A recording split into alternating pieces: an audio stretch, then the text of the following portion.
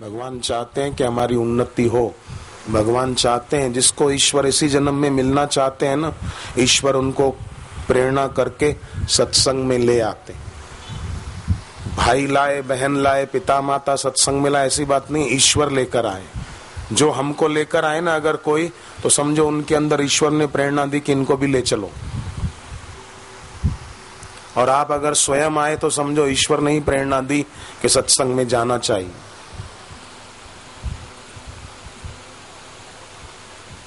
सत्संगति संस्कृति कर अंता। सत्संगति से संस्कृति माने जन्म और मरण का अंत हो जाता है।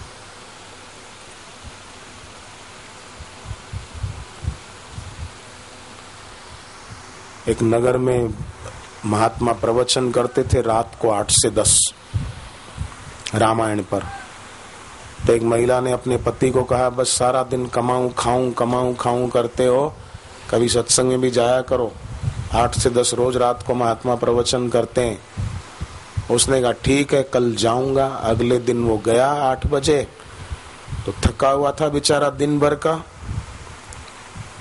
बैठा, महात्मा आए, सबके ऊपर नजर डाली कि आए हो।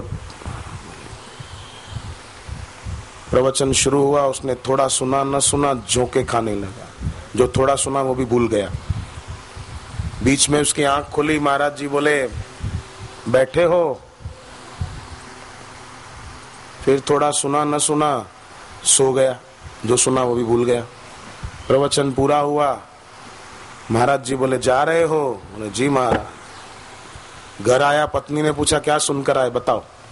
अब इसने तो कुछ सुना ही नहीं था। क्या बोले? पत्नी ने कहा बोलो बोलो महाराज जी क्या बोले थे, क्या विषय चल रहा था? उसने कहा पहले तो भूख लग रही है, खाना खिलाओ फिर बताता हूं। पत्नी ने खिलाया। पति ने सोचा अब तो भूल गई होगी, चुपके से जाके सो जाता हूं। पर पत्नी भूली नहीं थी। बताओ महाराज जी क्या बोले थे? अब तो खा लिया। अब इतने में इनके घर पे चोर आए थे सेंध लगाकर। पत्नी पूछ रही बोलो महाराज जी क्या बोले थे? जोर से बोला आए हो। चोरों को लगा कि घर वाले ने आते हुए देख लिया, तो डर के मारे वो बैठ गए। पत्नी बोली और क्या बोले थे महाराज? तो ये जोर से बोला बैठे हो। चोरों को लगा कि इसने हमको बैठते हुए भी देख लिया। अब तो यहाँ से भागने में ही सार है। पत्नी पूछी पति को कि और क्या बोले महाराज जी? जा रहे हो। चोरों को लगा कि हमको देख रहा है, इतना ही नहीं मन की बात भी जान गया। अंतर्यामी लगता है, हम तो सोच रहे थे जाने की और ये चिल्ला रहा जा रहे हो। चोर तो सिर पे पैर रखकर भाग गए। शोर हुआ, तब उस आदमी को लगा कि अरे चोर आए थे और अब इस कारण से चले गए। पत्नी को कहा मैंने झोंका खाते खाते 3 शब्द सुने, घर लुटने से बच गया। काश पूरी बात सुनी होती तो कितना लाभ होता। बाहर की संपत्ति बची, पर श्वासों का धन तो रोज खर्च हो रहा है ना। रुपया तो खर्च करने पर खर्च होता है, श्वासों का धन तो बिना खर्च किए खर्च हो रहा है। रात को सो जाते हैं, रुपया खर्च नहीं होता, पर समय तो नींद में भी खर्च होता है। ऐसे समय को जो सत्संगी जगह पर बैठकर सार्थक करें, वो आदमी सचमुच में धन्य है। तुलसीदास जी ने भाग्यशाली किसको कहा है तुलसी कृत रामायण में? एक तो जटायु को भाग्यशाली कहा है। कौन जटायु? एक पक्षी जिसने राम जी की सेवा में अपने प्राण दे दिए। उसके लिए तुलसीदास जी ने लिखा है धन्य जटायु सम को नाही, राम काज कारण तनु त्यागी, हरिपुर गए परम बड़ भागी। राम काज के लिए शरीर त्याग दिया, परम भाग्यशाली है, भगवान के धाम में गया। दूसरा भाग्यशाली तुलसीदास जी कहते हैं अहिल्या भाग्यशाली। अहिल्या कैसे भाग्यशाली? इंद्र उसके पति का रूप लेकर आए थे, उससे गलती हो गई, पति ने पत्थर होने का श्राप दे दिया, शिला के रूप में अहिल्या पड़ी है। और जब गुरु विश्वामित्र जी भगवान राम को लेकर आए और विश्वामित्र जी राम जी को कहते हैं आप इसका उद्धार कीजिए, और अहिल्या राम जी के चरणों में प्रणाम करके प्रार्थना करती है, तब तुलसीदास जी ने लिखा है अतिशय बड़ भागी अहिल्या केवल भाग्यशाली नहीं है, अतिशय भाग्यशाली है। अतिशय बड़भागी चरणन लागी जुगल नयन जल धार बही, किसको भगवान के चरणों में प्रणाम करने का अवसर मिल गया, ईश्वर के पास जाना नहीं पड़ा। तुलसीकृत रामायण में एक तो शबरी को ईश्वर के पास जाना नहीं पड़ा, ईश्वर खुद चलकर शबरी के पास आए, और दूसरा अहिल्या को भगवान के पास जाना नहीं पड़ा, अहिल्या के पास भगवान राम आए थे। आश्रम एक दीख मग माही, खग मृग जीव जंतु तह नाही। रास्ते में राम जी ने जनकपुर जाते समय आश्रम देखा, वहां अहिल्या शिला के रूप में पड़ी थी, राम जी आए। वो अहिल्या जिससे एक बार भयंकर भूल हुई थी, फिर भी भगवान उसके पास आए। इसलिए जीवन में कभी भी किसी को निराश नहीं होना चाहिए। ईश्वर के नाम से बड़ा कोई पाप हो नहीं सकता। पापी में पाप करने की उतनी शक्ति नहीं है जितनी शक्ति भगवान के नाम में पाप को नाश करने की छुपी हुई है। में गुरुदेव का सत्संग था, तो प्रार्थना करके मुरैना के लिए भी एक दिन का समय गुरुदेव से प्रार्थना करके ले लिया, और यहाँ ये आयोजन हुआ। और मुरैना में आश्रम भी है। यहाँ से कितना दूर है? हाँ, 5 किलोमीटर, 8 किलोमीटर। यहाँ से 8 किलोमीटर दूरी पर आश्रम है। गुरुदेव कल शाम को ही उधर आ गए थे। आश्रम की भूमि पर निवास करके गुरुदेव ने आश्रम की भूमि को और अधिक तीर्थत्व प्रदान किया है। आत्मज्ञानी गुरु के चरण जिस भूमि पर पड़े, उस जगह पे सभी तीर्थों का वास हो जाता है। तो अब मुरैना वालों को बधाई हो कि एक तीर्थ धाम की स्थापना समिति ने की है, और उसमें गुरुदेव के चरण पड़े हैं। सामवेद, जिसके लिए भगवान कृष्ण गीता में कहते हैं वेदानाम सामवेदो अस्मि, वेदों में सामवेद मैं हूँ, उस सामवेद की जाबाल दर्शन उपनिषद में भगवान दत्तात्रेय जी के चरणों में प्रणाम करके उनके शिष्य सांकृति मुनि पूछते हैं कि सबसे बड़ा तीर्थ कौन सा जहाँ जाने से मानव का कल्याण हो। तब भगवान दत्तात्रेय, जो भगवान विष्णु के 24 अवतारों में से एक हैं, वे भगवान दत्तात्रेय जी सांकृति मुनि को कहते हैं कि ईश्वर का साक्षात्कार जिनको हुआ हो, ऐसे महापुरुष जिस धरती पर रहे, उस धरती को सबसे बड़ा तीर्थ समझना। तो यहाँ के रहने वाले भाग्यशाली हैं कि ऐसा तीर्थ धाम यहाँ बना है। मेरे तीर्थ चारों धाम, गुरुद्वारा और गुरु नाम। गुरु का द्वार सब धर्मों का सार है। गर्गाचार्य जी कहते हैं गर्ग संहिता में कि ईश्वर प्राप्त महापुरुष जिस जगह पर एक क्षण के लिए भी ठहर जाएं, वहां सारे तीर्थों का वास हो जाता है। और उस स्थान पर भविष्य में कोई पापी आदमी भी मर जाए तो शरीर छूटने पर भगवान के धाम में चला जाता है। ये लिखा है।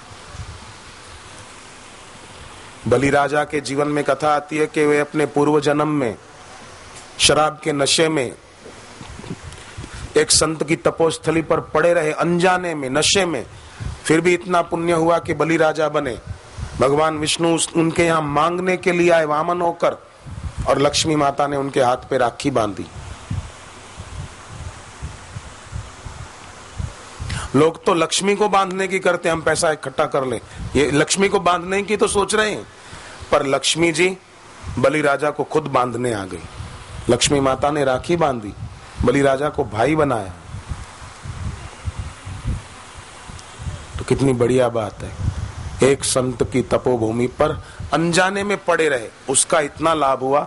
तो जो जानकर समझदारी से जाकर बैठे, वहां जप करें, ध्यान करें, प्राणायाम करें, परिक्रमा करें, सेवा कर लें, कितना लाभ होगा सोचो। और भक्त केवल लाभ की बात नहीं सोचता, भक्त तो सोचता है कि ये मेरा कर्तव्य है, मुझे करना चाहिए।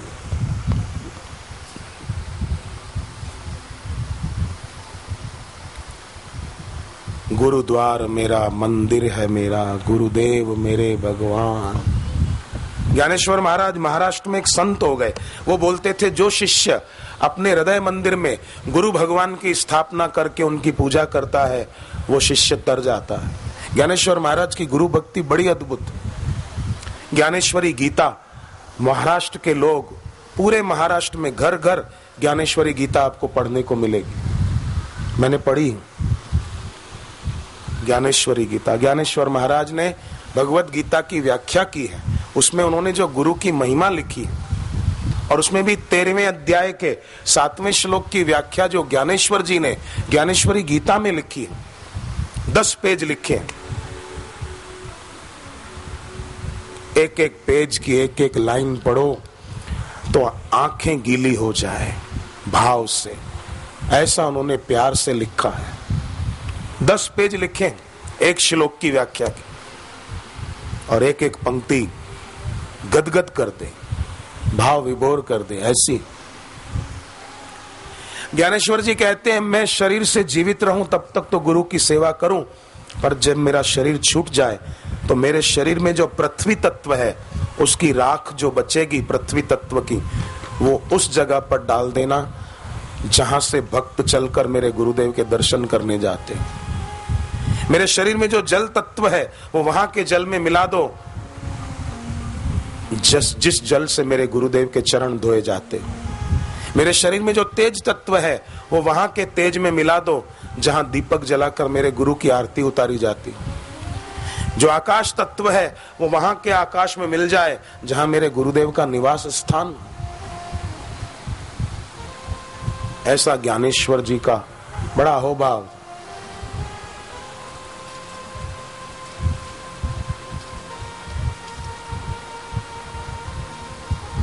तो यहां ऐसा तीर्थ धाम बना है, उसका लाभ उठाइएगा।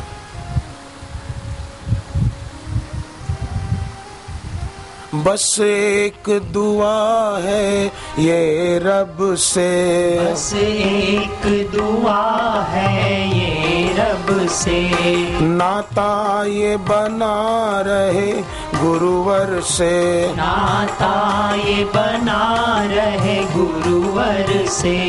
गलियां जग की दुनिया सबकी, गलियां जग की दुनिया सबकी, गुरुदेव बिना सुनसान, शरणन गुरु की सार, शरणन गुरु की सार।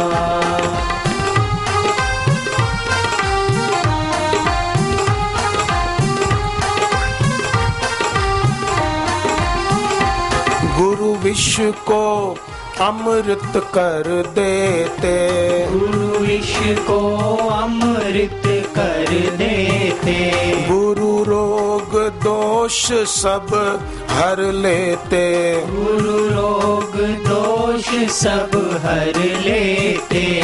दुर्गुण है हरे मंगल है करे, दुर्गुण है हरे मंगल है करे, गुरुदेव है करुणा निधान, शरणन गुरु की सार, शरणन गुरु की सार।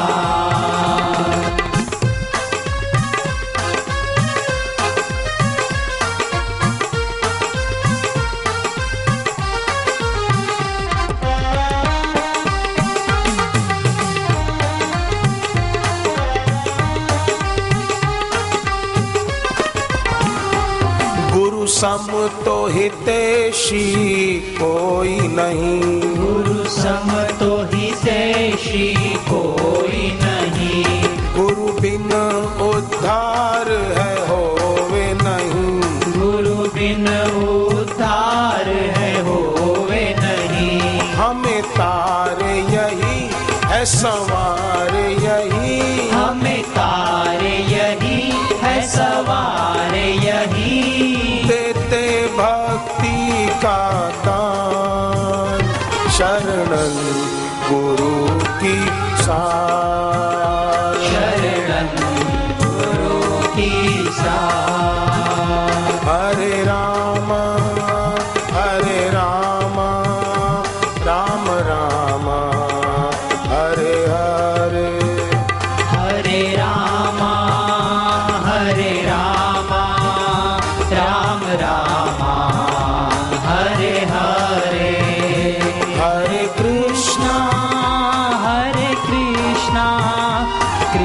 कृष्णा हरे हरे हरे कृष्णा कृष्ण कृष्णा हरे हरे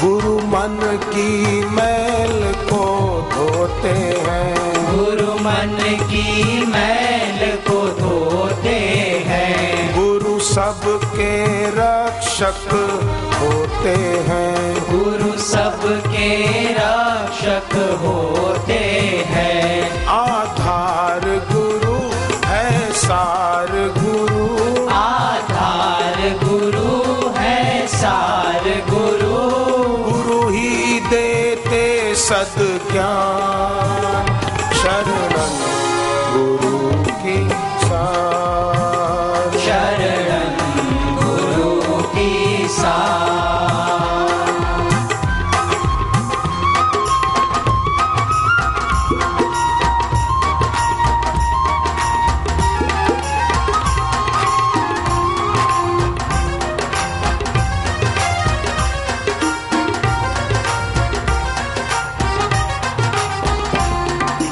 राम हरे राम राम राम हरे हरे, हरे राम हरे राम राम राम हरे हरे, हरे कृष्णा कृष्णा कृष्णा हरे हरे, हरे कृष्णा कृष्ण कृष्ण हरे हरे, राम राम हरे हरे, राम राम हरे हरे, राम राम हरे हरे, राम राम हरे हरे। इस बार 18 अगस्त से 16 सितंबर तक पुरुषोत्तम मास अधिक मास है। इस पूरे पुरुषोत्तम मास में भगवान सूर्य और भगवान विष्णु को इस मंत्र से प्रणाम करें। अभी मंत्र हम बोलेंगे सब मिलकर। सूर्य भगवान को अर्घ्य देते समय मन ही मन ये भाव करें कि भगवान कृष्ण ने ही गीता में कहा है, ज्योतिषाम रविरंशुमान, ज्योतियों में सूर्य मैं हूं। तो हे भगवान, हमारा ये अर्घ्य स्वीकार करें। तो पुरुषोत्तम मास पूरा 18 अगस्त से 16 सितंबर ये मंत्र बोलते हुए सूर्य को अर्घ्य दें। बोलना सब सुनकर। विष्णु रूपी सहस्त्रांशु, सहस्रांशु, विष्णु रूपी सहस्त्रांशु, विष्णु रूपी सहस्रांशु, सर्व पाप प्रणाशनः, सर्व पाप प्रणाशनः, सर्व पाप प्रणाशनः, सर्व पाप प्रणाशनः, अपूपान्न प्रदानेन, अपूपान्न प्रदानेन मम पापं व्यपोहतु, मम पापं व्यपोहतु, मम पापं व्यपोहतु, मम पापं व्यपोहतु। ओम सूर्याय नमः, ओम सूर्याय नमः, ओम रवये नमः, ओम रवये नमः। फिर ये जो सूर्य नमस्कार के मंत्र हैं वो बोल देना और अर्घ्य देते हुए भगवान विष्णु का भी मंत्र साथ में बोलेंगे। यस्य हस्ते गदा चक्र चक्रे यस्य हस्ते गदा चक्रे गरुडो यस्य वाहनम् गरुडो यस्य वाहनम् शंख करतले यस्य शंख करतले यस्य समे विष्णु प्रसीदतु समे विष्णु प्रसीदतु समे विष्णु प्रसीदतु समे विष्णु प्रसीदतु। ओम नमो भगवते वासुदेवाय। ओम नमो भगवते वासुदेवाय। यस्य हस्ते गदा चक्रे गरुडो यस्य वाहनम, जिनके हाथ में चक्र और गदा है। गरुडो यस्य वाहनम, गरुड़ जिनका वाहन है। शंख कर तले यस्य, जिनके हाथ में शंख है। समय विष्णु प्रसीदतु, वे भगवान मुझ पर प्रसन्न हो।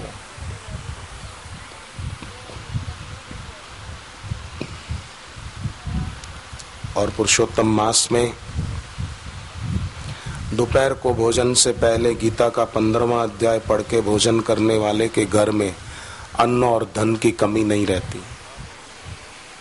इसलिए पूरा महीना इसका लाभ उठाना, ताकि घर में समस्याएं प्रवेश न करें, लक्ष्मी प्रवेश करे। अष्ट लक्ष्मी, आदि लक्ष्मी, धन लक्ष्मी, धान्य लक्ष्मी, संतान लक्ष्मी, वीर लक्ष्मी, विद्या लक्ष्मी, जय लक्ष्मी, गज लक्ष्मी, ये लक्ष्मी के 8 रूप हैं।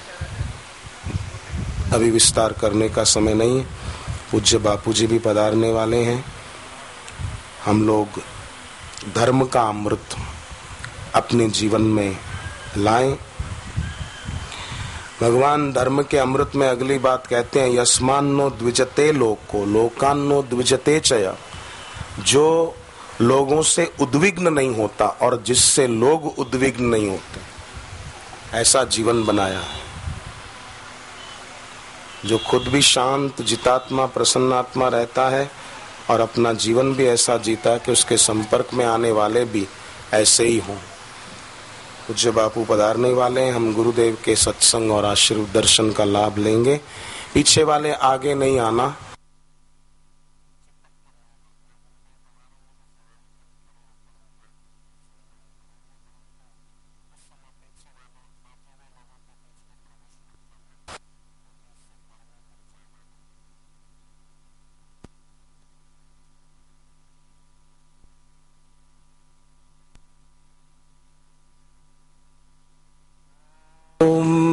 नमो भगवते वासुदेवाय। ओम नमो भगवते वासुदेवाय। ओम नमो भगवते वासुदेवाय। ओम नमो भगवते वासुदेवाय।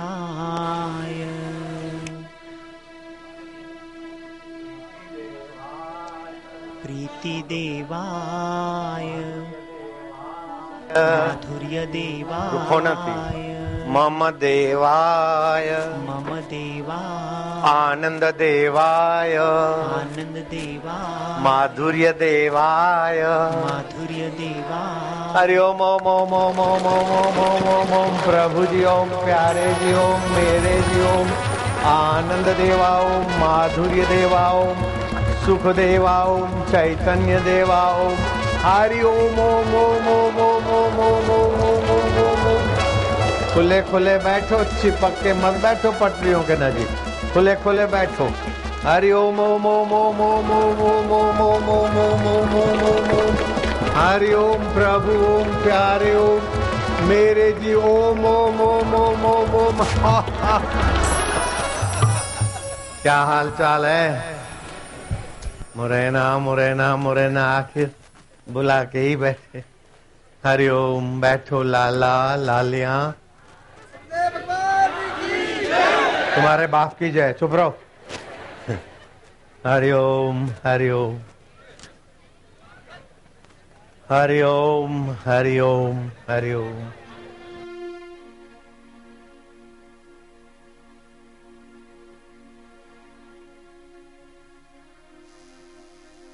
खुले खुले बैठना बुद्धिमानी है, चिपक के बैठना गर्मी में परेशान होना है।